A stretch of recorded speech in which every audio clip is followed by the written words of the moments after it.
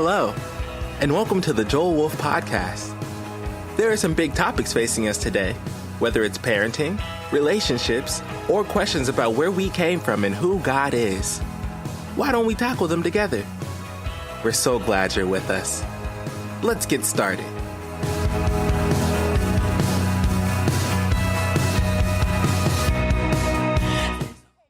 One of my favorite topics, require manners. What? You're telling me that manners helps with emotional intelligence? Absolutely. Because the very basis of manners is respect. And if you do not teach your children manners, you're not teaching them respect. And if you can't kids cannot respect another, putting another before themselves, that feeds into emotional entitlement. Manners. So the very basic thing of saying please and thank you, they're deferring their own princeling and princessling position to humbly say thank you for what you gave me. So just teaching them to say please and thank you is huge. But also teaching them to call other people, other adults, Mr. and Mrs. The ability to sit at a table and have self-control and eat properly. You know, I remember we took our kids on a cruise one year, and my whole intention was that they were going to learn how to do things properly. So I spent like 3 or 4 months coming up to the cruise. We went to dance lessons. My boys learned how to dance. They learned how to properly. We went to Amy Nolan's. It was so fun, but they learned. And so then when we went on this cruise, my sons had to come and ask me to dance. And we would dance, and he would treat me like a lady. I taught them respect. But then, you know, there's the whole table thing. How is the table life at your house on a Friday night? Absolutely horrible. Okay. So you need to... I had this vision of my boys going out on their homecoming date and eating like they do at home. It was enough to scare me. So about once a month or once a week, we would have, date night or something like that. And you teach them. You put your hand in the lap. You don't interrupt. You don't chew. You teach them all of that. Now, today we're going to do this. And today, so we went on this cruise and they all had to eat properly. And they had to wear suits. Hallelujah. I have stories to tell about that one, but I won't. But I'm just telling you, manners, just the basic lifestyle of manners. If you weren't taught manners, this is a generation that could have lost that. Maybe your parents had kind of let go. Because see, what's happened in society is we used to be very, proper. Back in English times, you came and you say, anybody watch Downton Abbey? Can you imagine getting dressed up like that every night for dinner? You know what I'm talking about? Okay, so society has gone cool, chillax, come on. We're going to, we're not going to be stuffy anymore. We're going to be really approachable. We're going to become cool, right? But in becoming cool, we have degraded ourselves down to TV dinners in front of the TV, throwing food at each other, right? So you might not know manners. Maybe you didn't grow up in a family. Get a book. Read it. You might be shocked. I don't know. Maybe not. And let me tell you, your dinners, I'm going to get on a soapbox right now. There's so much research out there that families that eat dinner around the table with the TV turned off, those children have better grades. They don't get to go to jail as often. The list is like crazy how long that list is. So I guarantee you people, there is a scientific relationship. If you will turn off the TV, if you will put plates around on your table and you all sit around that table for about 30 to 40 minutes and actually have talk time, respect each other, learn how to do that, you will be insulating your children against drugs, alcohol, premarital sex, everything. If it's that easy, why not? Come on, people. Turn off the TV. Teach them the interrupt rule. Teach them please and thank you. May I please be excused when dinner is done. I taught the kids very strongly. I got a little lax with Sterling, but the first ones, may I please be excused, thank you for the good dinner. Just teach them to do that. When they're done eating, they can't just get done and run around. And sometimes I would tell them, no, honey, we're going to sit here for a little while and enjoy one another. So then they would have to sit there for a little bit longer just to be together, to honor the family. May I please be excused? Thank you for the good dinner. We were able to do family dinner time until the kids got into high school. Then things got a little bit more difficult. But I demanded it. It was 5 o'clock every night. There was no ifs, ands, or buts. I'm sorry, I have to be home for dinner. It's just what I did. Make it work in your life some way, somehow, but make it happen. Okay, moving on. Number 3, teach your child to serve. Teach your child to serve. You better have chores, and you better have lists of chores around the house that they do because they are part of the team and part of the family. I love chore lists. In fact, I made one just before coming here. And when children would come over to spend the night with my children, guess who got on the list? No, you don't understand. You don't understand the power that you have, the harnessing power. If you could harness your children into chores, it's an amazing thing. And like I said, they have friends over. Oh, man, you just make a list for them, too. It's a beautiful thing. So make sure that your child knows how to serve. Okay, I might be crazy, but it's how I rolled. And it was all fun. Was it fun? Okay, so not so fun, whatever. Also, not just at home, but I want to really, really encourage you to teach your children to serve outside of the home. Take them to church. Church is a great place to serve. Teach them, have them work in the kids, to have them work back in the food line, have them begin to serve outside of the household, okay? Teach them, take them to a nursing home. You're driving by one and everybody says they're bored and okay, they're all crying they're bored, throw them in the car, drive them to a nursing home and just walk around and push somebody in a wheelchair. Get them outside of their world. Have them serve. Number 4, and we got to finish this up, teach kids to earn stuff. Don't give them the extras. Instead, give them the pathway to earn it. Your job is to not give them the iPhone. Your job is to get creative enough to figure out how they can earn their iPhone. Okay?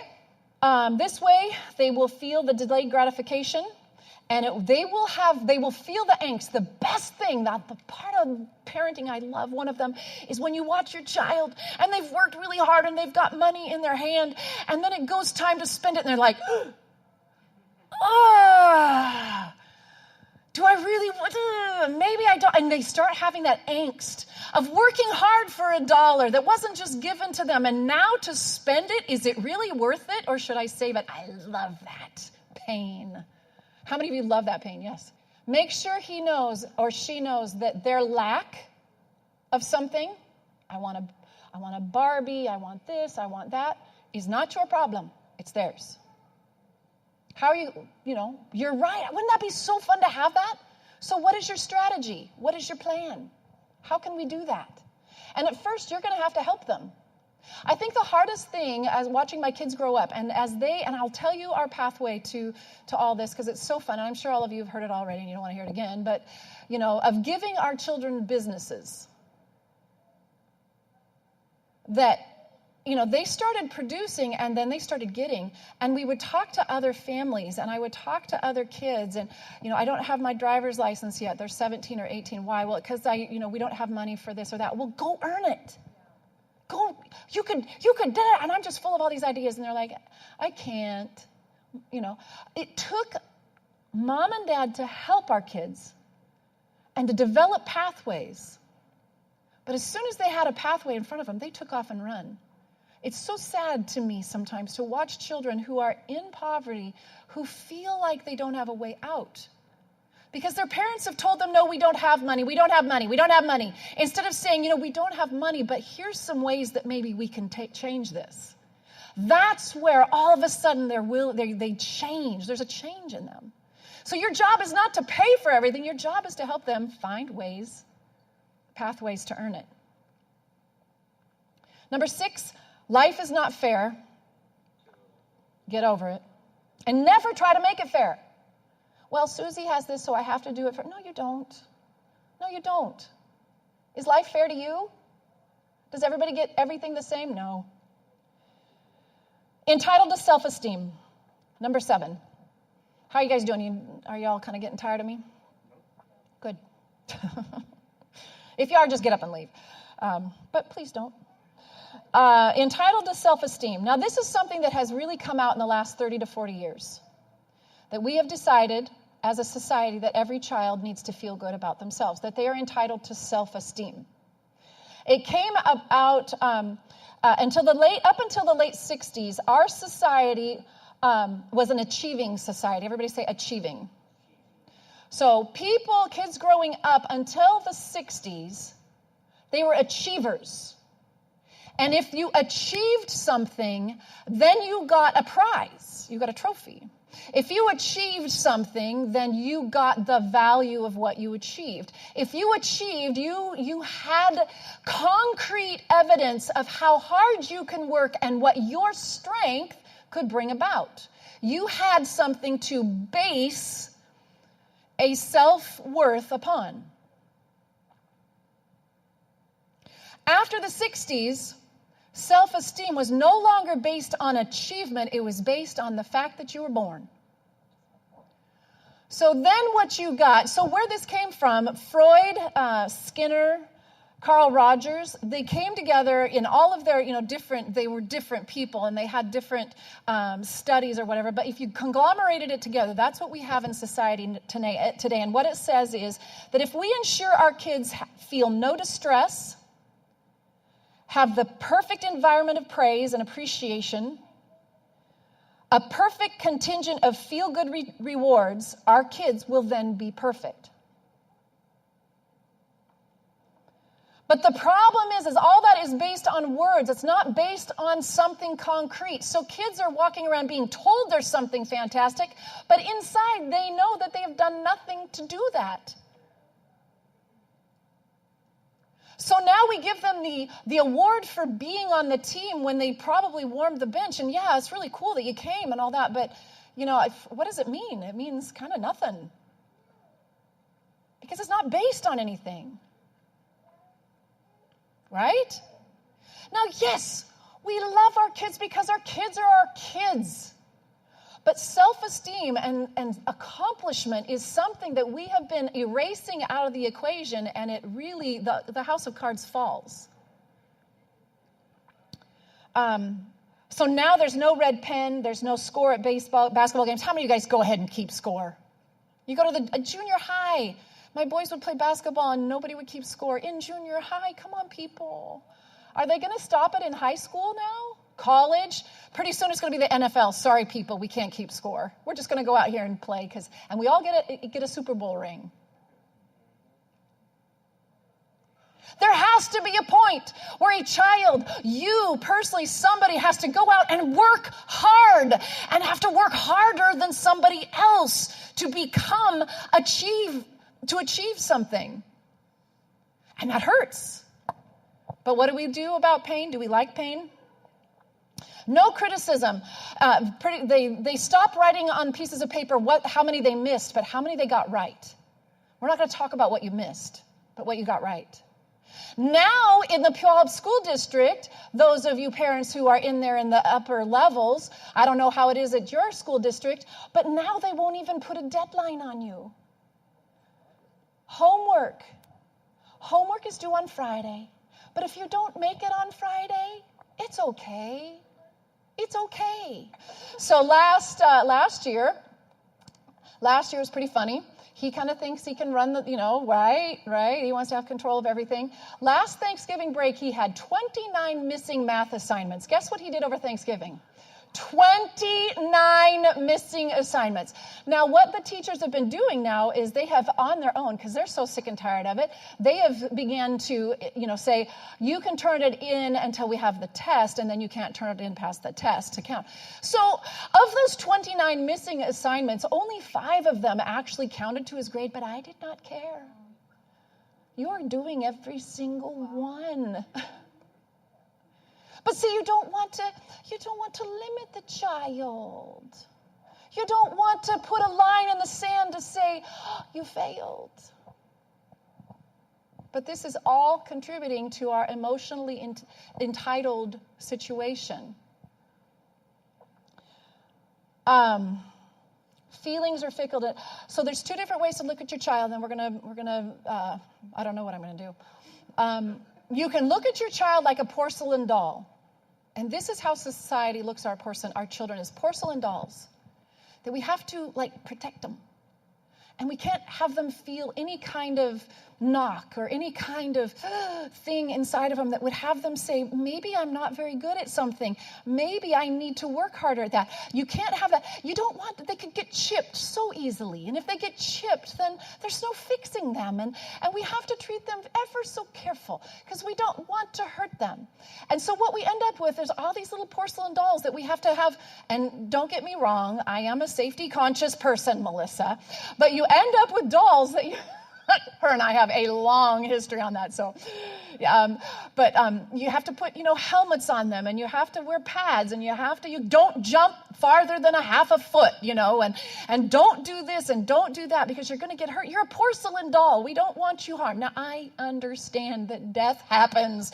Limbs are severed, and we don't want that. And I understand, but what I'm saying, I'm trying to pull us out of the ditch over here of fear and safety and all of that kind of thing and put us back into a place where our kids can go out there and romp around and get stitches and break a bone maybe and have an adventure.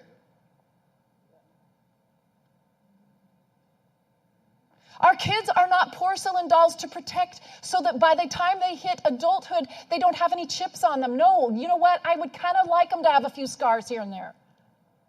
There's stories to tell, right? I kind of want that. Our children are not porcelain dolls. Instead, I like to think of it and go after our children like Michelangelo went about his works of art. Remember, it's huge. If you've ever been to Italy or Europe and you've seen those huge, tall statues, amazing, powerful strength in these statues that you're just like, whoa, you're blown away by what you're seeing. What he would do is he would go out and he'd find a huge rock made out of a certain rock. And he would actually go to the quarries and he would go around and look until he found one that he felt in his spirit had potential. And he would drag that thing home, and then he would start chipping away. And he would start knocking off every piece of that stone that was holding back the potential of that stone. He would chip away and sand and chip away. It was hard work. In fact, he had to get kind of violent at times. But what he was feeling is he was taking that rock, that stone, and releasing the incredible, powerful potential that was inside of that rock and stone. He went about his work very differently. And that's what you are doing when you are raising your child. Your child is not a porcelain doll that cannot handle criticism, he has to or she has to know that some of the answers were wrong. Some of the things that they do are wrong. We have to get rid of that stuff. You have to take the hammer and chisel. You can't be afraid of hurting them. No, you are releasing their potential. You're not harming them. And that's the difference between emotional entitlement and emotional intelligence. Is a mom, a dad, who's not trying to protect their sweet little psyche, but instead is chipping away at everything that is wrong in their lives so you can release their potential. Amen? So how I do it, a lot of times, your children have to hear truth. You have to put your kid in something they're going to fail. Search for something that they can fail in. Oh, it's great. My thing was piano. Okay, and I've told this story, so if you've heard it, I'm sorry, but those of you who haven't, I put my kids in piano just because I'm a kind of a musical kind of person, and it worked really good. But the cool thing, especially like with Jasmine, who is perfect in everything, got straight A's, beat every boy up on the block. There was nothing that was stopping her. Nothing. She was top in everything, right?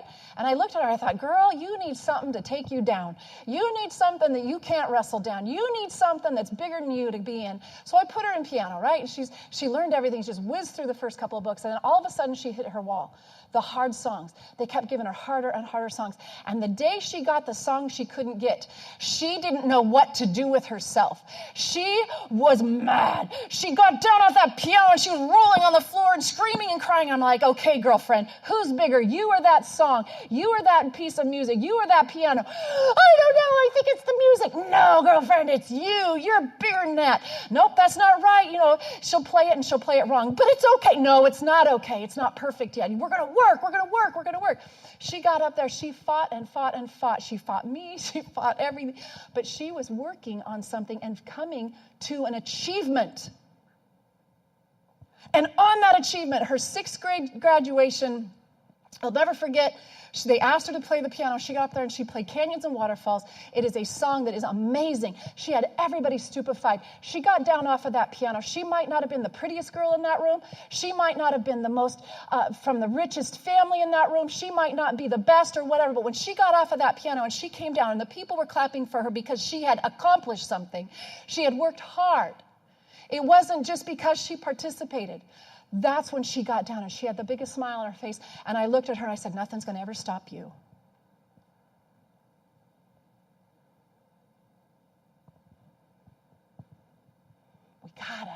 You're not going to get this out there in La La Land. You got to bring that into your family. You have to. Yes. They go to Microsoft and work at Microsoft, and it's performance-based evaluation. Wait a minute, isn't it good I just came to work? No, absolutely not. I love JV teams. My kids go out for basketball, right? And never failed they'd get JV. Because my kids aren't, like, massively sportsy. That was so hard. They wanted to quit. I'm not going to play on JV. Yes, you are. No, I'm not. Yes, you are. You tried out. You're on JV. We're going to make JV the best. You're going to lead that team. Hated it. But they learned. I love JV.